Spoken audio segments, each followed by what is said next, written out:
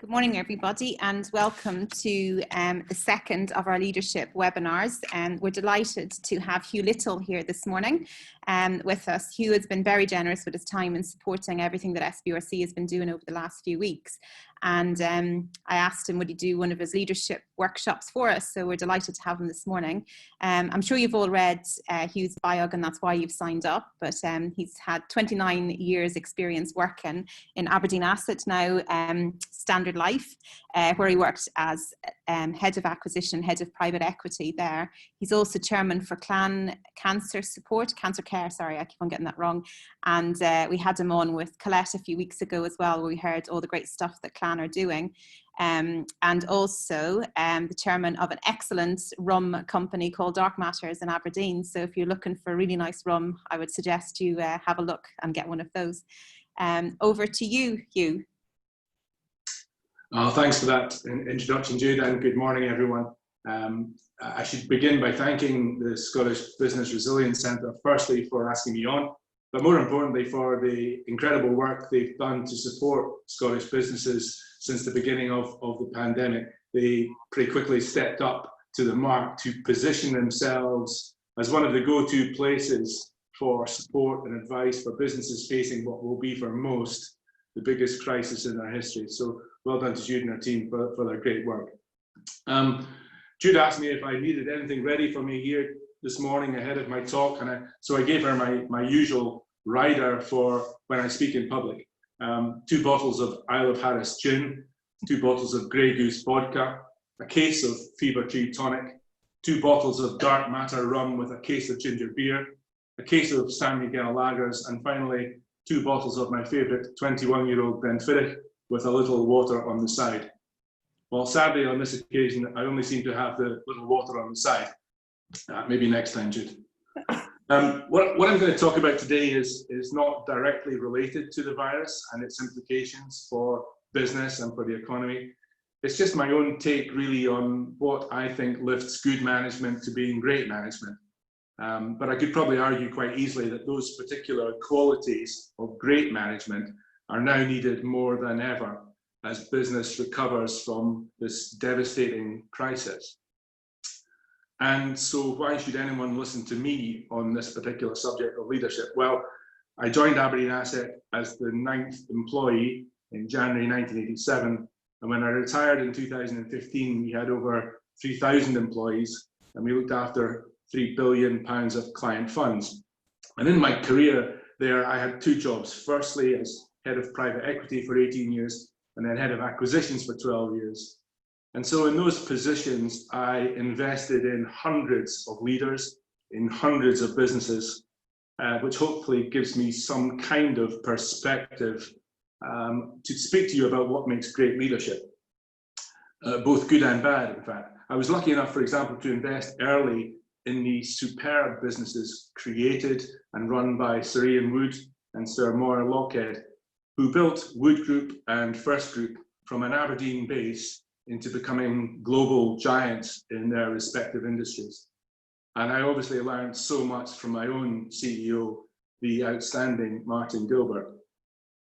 I also sadly invested in a few not so good leaders and even the odd fraudster, including the managing director of one of our portfolio companies, a restaurant chain back in the 1990s, who clearly, without our knowledge or approval, put both his wife and his girlfriend onto the payroll and gave them salaries and cars, despite neither of them doing a shred of work for the business.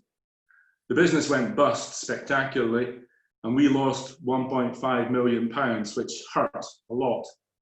But you'll be pleased to hear that in this particular case, I managed to get my revenge fairly quickly when I was able to introduce the wife to the girlfriend. As well as some of the leaders I worked with during my career, I'm also going to reference the most winning sports franchise in the history of sports. A team which, since they were founded in 1903, some 117 years ago, has won 77% of the games it has played. And indeed, it has won 85% of the games it has played since 2000. And so the overall percentage is going up all the time. That has not been possible without great leadership. And I believe that some of their leadership qualities and theories can equally be applied to business and indeed to life beyond business, and more of them later. When you think of good business leaders, you can usually see similar qualities in many of them. Strategic vision, an eye for detail, good with numbers, good delegators, sound negotiating ability, to name just a few examples. And so what I want to try and do this morning is to look a bit beyond that, to see what is needed to elevate the good leaders up to being great leaders. I don't have all the answers to this, obviously, but these are just a few of my thoughts based on my experiences. I think these qualities are often harder to detect, especially to those outside of an organization. And I'm going to describe them under these four headings, and they are communications, humility, loyalty, and whānau. Those who, starting with communications, those who worked with me over the last 30 plus years will know of my absolute obsession with good communications. And I'm convinced that to be a great leader requires you to be a great communicator. My obsession began when I was in my late teens at Aberdeen University. And I was complaining to my parents one evening that both a lecture and a tutorial had been cancelled that day without anyone telling us in advance. And I'd missed a university football match as a result. I've never forgotten my father's reply. He said to me that just about every problem, whether in business or in life generally, can usually be broken down eventually to either poor communications or a complete lack of communications. And why did that advice stick with me through my life? Well, I suspect partly because my father sadly passed away a few months later of a heart attack, and maybe I just tried to store away something that he had recently told me. Throughout my career, though, I found it to be so true, and I've always therefore thought first about communications whenever an issue has arisen. And just for a bit of fun, I would ask you all, when you have 10 or 15 minutes to yourself, to think about one specific issue or problem you've had recently in your business, and then try and think through as to whether poor communications or a lack of communications had something to do with it. Whether that communication be between colleagues, communications with customers, with suppliers, check it out. I think you might be surprised by the results. I was very lucky. Between 1990 and 2008, I was the investment manager of a private equity fund, which was listed on the stock exchange. And the non-executive chairman was a highly respected Aberdeen businessman, originally from the Western Isles, called Callum MacLeod, now sadly passed away. Callum had been a senior partner in the law firm of Paul and Williamsons, which is now Burness Paul, of course. But he'd left the law in the 1970s to become a full-time chairman, non-executive chairman and non-executive director. He was at any one time a chairman or director of Bank of Scotland, Scottish Television, Scottish Provident Life Association, Harris Tweed Association, Lyle Shipping, and a myriad of others. To me, he was an outstanding man and a brilliant communicator. And despite being an incredibly busy guy, he would call me for half an hour every Friday morning for a chat about the fund and the many investments in the portfolio. And he would encourage me, he would advise me, he would educate me, he would challenge me. And I just loved that level of open communication. He'd also encourage me to call him at any time with any issues of the day, and he would take whatever time was needed to discuss that issue of the day. And I just loved that element of open communications. He wasn't my line manager. He wasn't an employee of Aberdeen Asset. He was chairman of a client fund. There was no need for him to do it. And the only beneficiary of the weekly calls was me, which was why he did it. He was my mentor, if you like, before the world started using the word mentor. We became friends, and he and his wife, Betty, attended my wedding in 2004 at Bivey Castle, and I have two memories of him that day. Firstly, of him aged 70 in that lovely West Highland lilt of his, chatting up every single female guest present, with every single one of them thinking that he was the most charming and witty man in the world. And secondly, of him refusing to get off the bus outside his own house at 3 a.m. on the way home from the wedding, because apparently he was leading the communal singing inside the bus, much to Betty's disgust. I understand from those present that he was as good a singer as he was a communicator.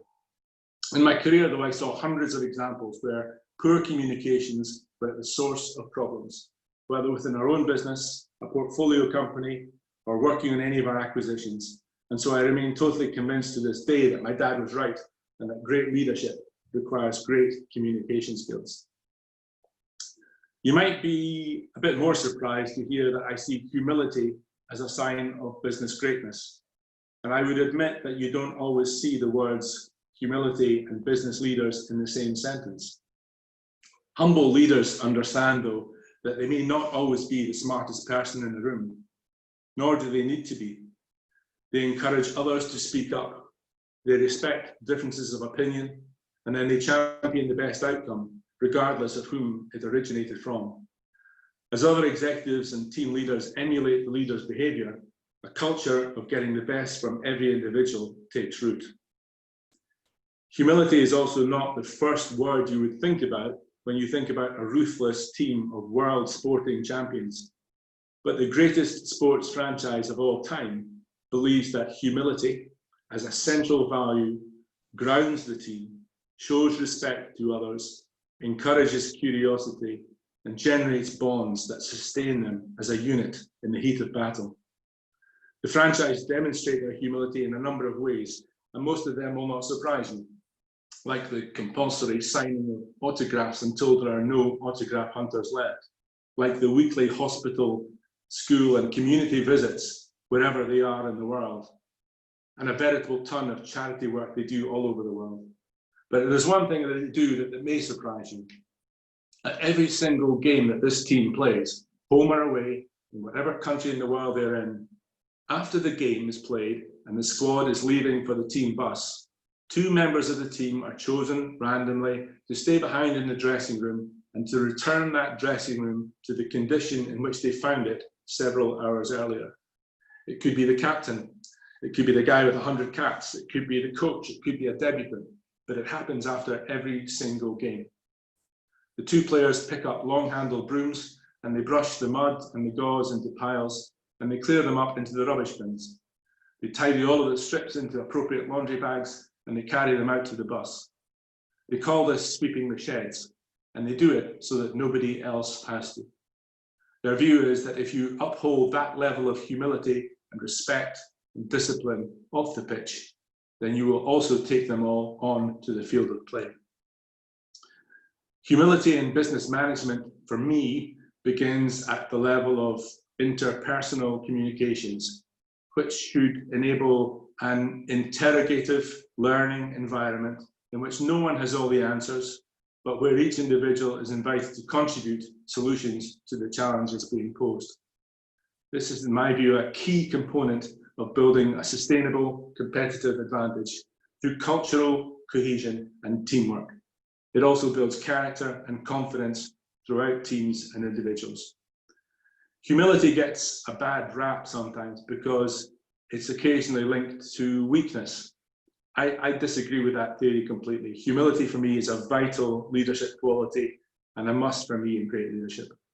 Are you strong enough to be humble? It's a great question. Loyalty should come as less of a surprise, I guess, in assessing great management. But I suspect that loyalty is actually one of the more elusive concepts to grasp in business, in that it might be very clear when it does exist. It might be equally clear when it doesn't exist, but also in that there is a huge grey area in between where most employees probably sit. Loyalty in the workplace has changed markedly over the last 20 years or so.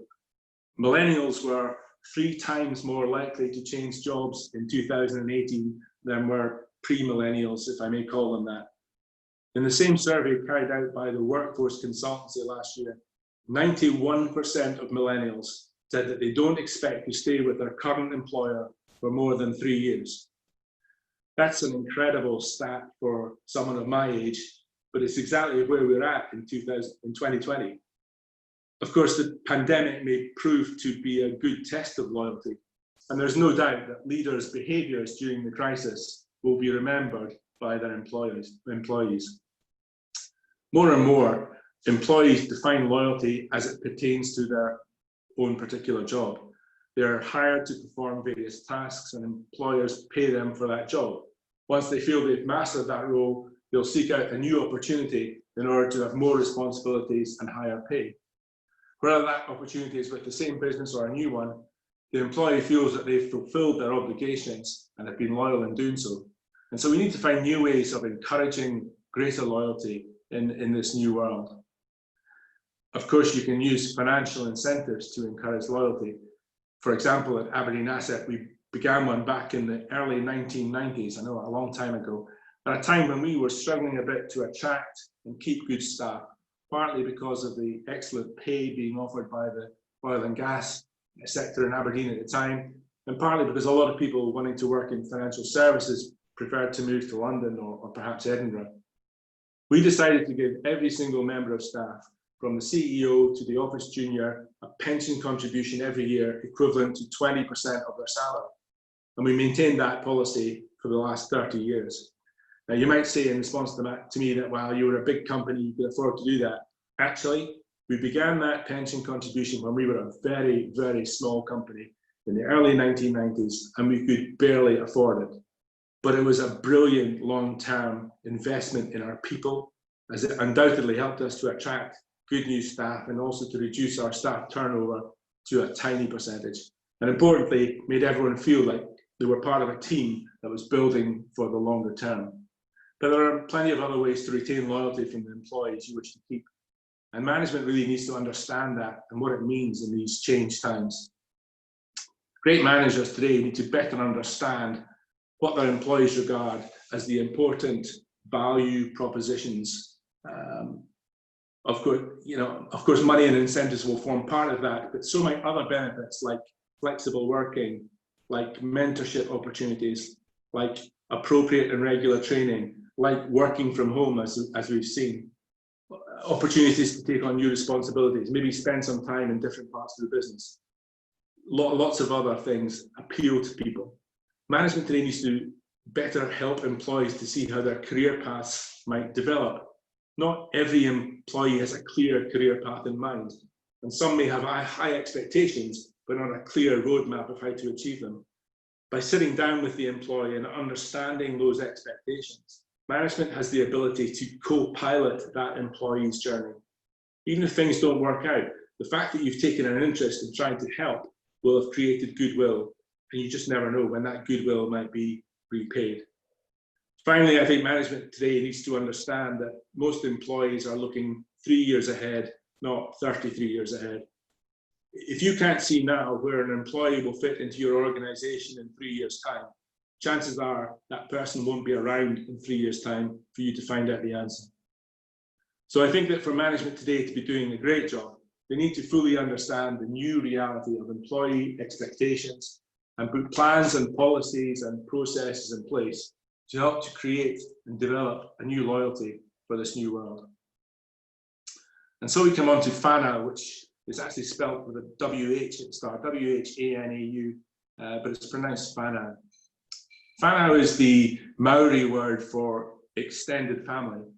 And in the vernacular over time, it has come to mean our family of friends, our mates, our tribe, our team. I could have used the word teamwork or team building here, I guess, for this section, but for reasons which are probably becoming obvious, I've chosen the Maori word, whanau. In Maori mythology, whanau is symbolized by a spearhead, an image itself derived from the flight pattern of the Maori cormorant, much like our own geese flying in a V formation. For whanau to function properly, everyone must move forward to the same point. The spearhead is only effective if every part of the team works together with the same goals and objectives. A struggle that every leader faces, be it a sporting leader or a business leader, is how to get members of a team who are driven by a quest for individual success to give themselves over wholeheartedly to the group effort. In business, as in sport, an employee who is playing for himself or herself will inevitably become a weakness, and a weakness which will have to be addressed for the team to optimize performance. To quote Rudyard Kipling, "For the strength of the pack is the wolf, and the strength of the wolf is the pack." Management must identify individuals who are not playing the team game and deal with the problem appropriately. Often the options for the employee concerned may be binary: become a team player or go play somewhere else. And mentioning the word pack there by Rudyard Kipling leads me on nicely to confirm that the great sporting franchise to whom I have referred throughout is the All Blacks, the New Zealand rugby union team, who've won over 77% of their games in the 117 years since 1903. For the All Blacks, just as in business, team selection is crucial, but they will always select the individual who buys into the philosophy of whānau over the individual, perhaps of greater talent, but who plays for individual glory. Forgive me for the language here, but the All Blacks have their own phrase for it: no dickheads in our team. Great leaders have evolved from the All Blacks over the years, from Colin Meads to Sean Fitzpatrick to Richie McCaw to Kieran Reid. And what they all had in common was that they ruthlessly protected their colleagues on and off the field. They encouraged connection, collaboration, and collective ownership, thereby nurturing an environment of trust, respect, and teamwork. Much has been written about team building over the years, but it's really not rocket science. Great leaders, to me, build their teams based on a culture of trust and loyalty, not one of fear. Great leaders act as a harmonizing influence, not a divisive one. Great leaders communicate clearly and facilitate good communications company-wide. Great leaders establish team values and goals. They delegate responsibility without renouncing their own responsibilities. Great leaders listen, and they encourage listening at every level. I'm repeating this now because it is so important. Listening is every bit as important an element of communicating as communicating itself. As I read somewhere recently, leaders who don't listen to their team will in time be surrounded by colleagues who have nothing to say. So whānau then, or team building, is for me a vital element that great leaders create in the businesses they run. Now, as we get towards the end here, sometimes with this talk, I had a final section on the subject of due diligence, partly because it's a very important subject, but mainly I have to confess because it allows me to finish with a story which will hopefully leave you all with a smile. And so, Jude is prepared to indulge me, I will do that. Due diligence is something I regard with great importance, and it features a lot in great management.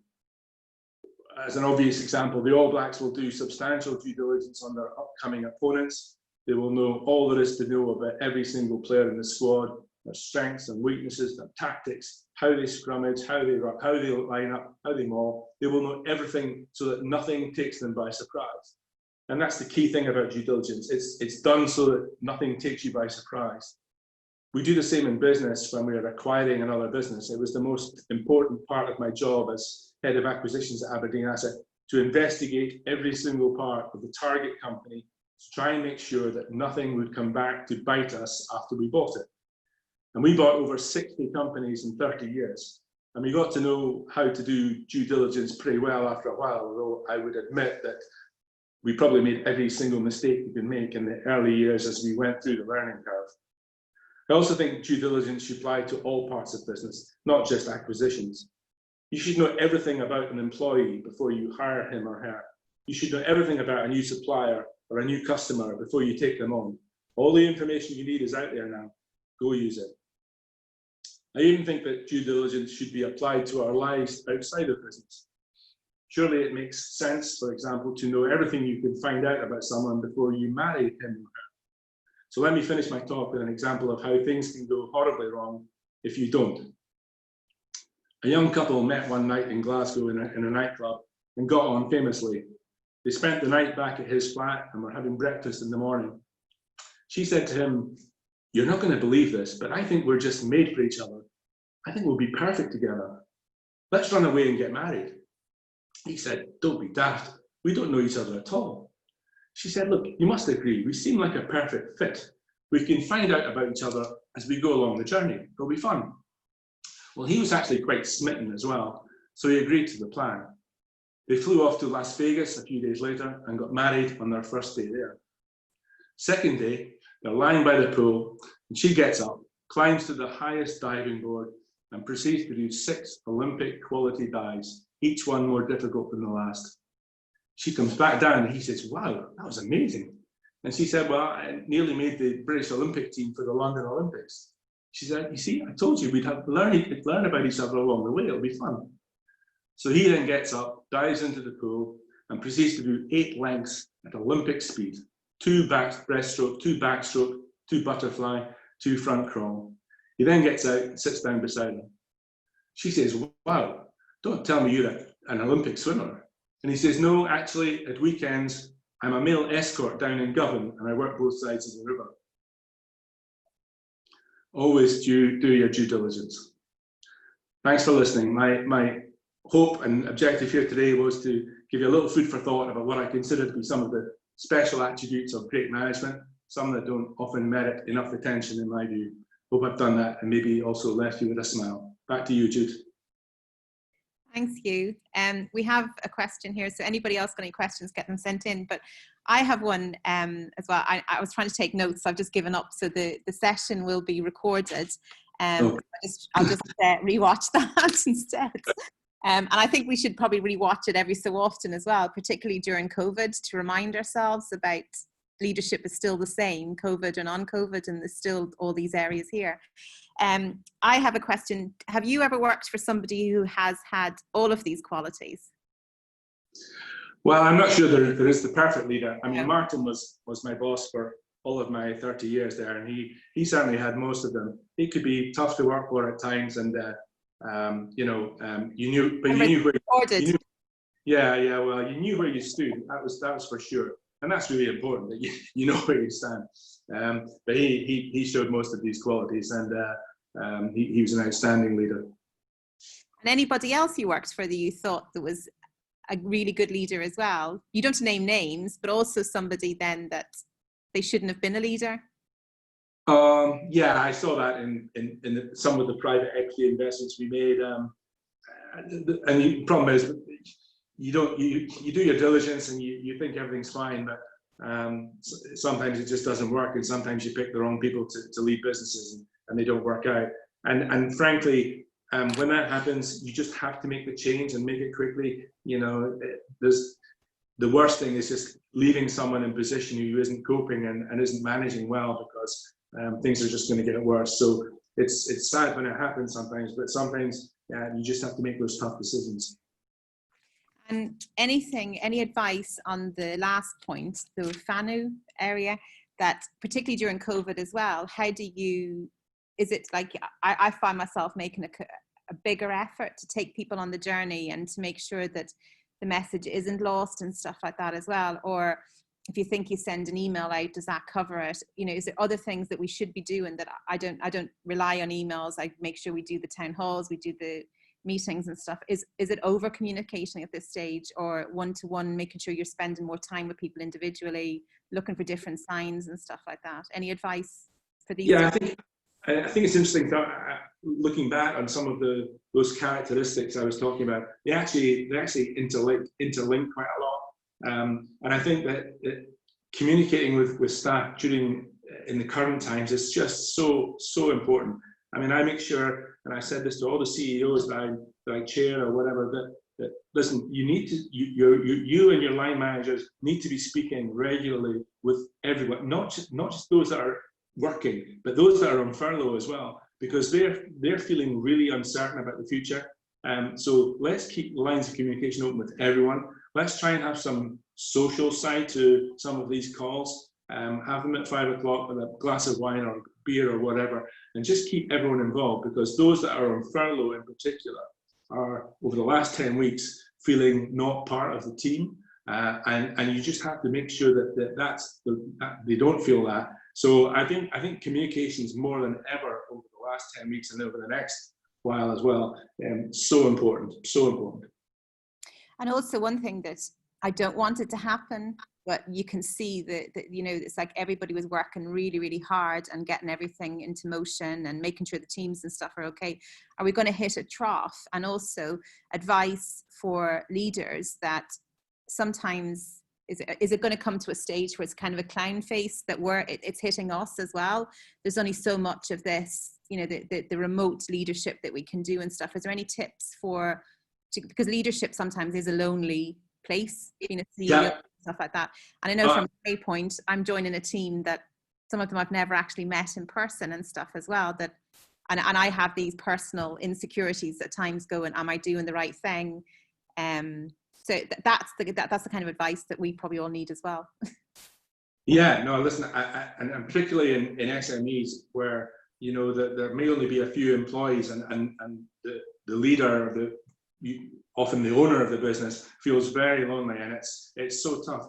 I think it's where that's important is to have mentors, to have non-execs, to have someone that you can speak to, because as the leader, you know, you won't sleep at night if you take all these problems on your own and worry about every single employee and you don't sleep. You know, you need someone to speak to. So find yourself a mentor, find yourself a non-exec, find someone you can speak to. Your organization is so helpful in providing things like that for SMEs, and you know, that's the sort of thing that people will need just now, because it can be quite a lonely existence. And I think that's probably been my saving grace as well, is life outside. So we don't really have a personal life at the moment. We don't have a life that outside of our family. But people like yourself, Paul Atkinson, Graham Gordon, all of those people, they've all kept me going. So like last night we had our prep for the fireside chat on Friday night, and I know it's still work, but there is a bit of work has now kind of formed friendships and stuff, and we're all keeping each other going. And I think that's really important, that people should be building those networks now, even if they're not physical, that people are getting onto webinars and they're taking part even in Q&A, that they shouldn't be afraid, because we're all in this together. I agree. So thank you for your support. I've never met a lot of these people in person that have kept me going in the last few months. So yeah, and you've been one of those people. I think it's going to, well, imagine how great it's going to be for you though when you do go back to work and you meet all of your co-workers for the first time. I think the bonding that's been created in the last 10, 12 weeks is going to be so good when people actually physically get back together again. So I do think though that of all the Zoom meetings and Teams meetings and all the rest, there has to be a social side to this. And so the fireside chat we had last night and we're going to have on Friday again, which anyone can join. I think those are so important because, yeah, there's a business side to it, and we'll do that, but there's also some banter and some fun and a bit, you know, it's a bit light. So, which we all need right now. We all need that. Yeah, definitely. Okay, I could speak to you all day, but there are some questions as well from the audience. So this is from Jack. Is there a balance to be made for leaders for making executive decisions? Listening too much might appear indecisive if the leaders don't have their own opinion and idea. And what do leaders do when the decisions they have made turn out to be a mistake? Yeah, certainly in the first point. I think the first point is it's just important to get everyone's ideas. Your idea as the leader might still be the best idea, and that's the one you go with. That's fine. That's why you're the leader. You make the decision on as to which is the best way to go. But just listen to people, so at least you're getting all sorts of ideas. If your idea is still the best idea, then go with your idea. And if you know, you'll soon know if you get something wrong. We all get something wrong. We've all made mistakes over our lives. You just have to, you just must learn from them and not make the same mistake again. Martin was a brilliant CEO in our organization. We all made mistakes in the 30 years of Aberdeen Asset, tons of mistakes. But he just always said, look, you made a mistake and you got to kick up the backside, but learn from it and don't make that mistake again. So yeah, we all make mistakes, so don't worry about that. Okay, and then the next one is from Suhail. Hugh, how does a good leader best evolve from leading a startup to a scale-up, i.e. 10 employees to 50 and beyond? That's a very big question. Yeah, it's huge. And of course, you're learning on the job. There's no, you don't have a track record of leading, so you're just learning on the job. I just would encourage you, and I'm sorry I'm repeating myself, I would encourage you as a startup leader to get yourself a non-exec, get yourself a mentor, get someone that you feel you can trust and speak to, just to help you along the way. You don't need to speak to them every day. You just need to have them there. That, you know, if you somehow feel that, you know, you're losing an employee or something, some sort of relationship's not working out right, just someone to speak to. There are a million of us out there who are prepared to help and support early stage businesses and give our advice and whatever that may be. But get yourself some help. Don't be alone. Don't just try and think you can do all this by yourself. There's loads of help out there. Go and use it. Okay, and we have another one from Susan. As leaders, how best should we support people who are anxious about coming back into the workplace, particularly thinking of those people who've been on long-term furlough? Yeah, I mean, we mentioned this earlier on. I think if you've communicated with these people throughout the 10 weeks and made them feel like they're still part of the team, and that, you know, the decision was taken for the right reasons, etc., then these people should still be with you. But just make sure that you communicate with them. Don't leave them out there hanging. Don't let any of them think that you know, they're not part of the team. And I've known some organisations who've included the furlough people in some of the social calls they've had, etc., for the beer or the glass of wine. So yeah, as long as you've communicated with people and kept people up to date with what's going on and made them feel that they're part of the team, you should be fine. But listen, let's not hide ourselves away from this. There are going to be some really tough times ahead. We're heading into a meaningful recession. Some of the people on furlough will not be coming back to their jobs. I mean, I can only speak really of Aberdeen here. The energy sector is a double whammy alongside COVID, and clearly when furlough ends, there are going to be some redundancies, and it's going to be really, really tough. And you just have to manage that as best you can, and that's where the HR people come into their own, I guess, especially in larger organisations. But even in small organisations, communicate with people, tell them what's happening and why it's happening. You know, at the end of the day, even tough decisions, people will understand that sometimes these have to be made. Yeah. Okay, I think that's all our questions. So yeah, thank you very much, and we'd love to have you on maybe again in a few weeks' time to even repeat the message and stuff so other people can hear it. Actually, there's another question just come in. It just says thank you. It's not a question.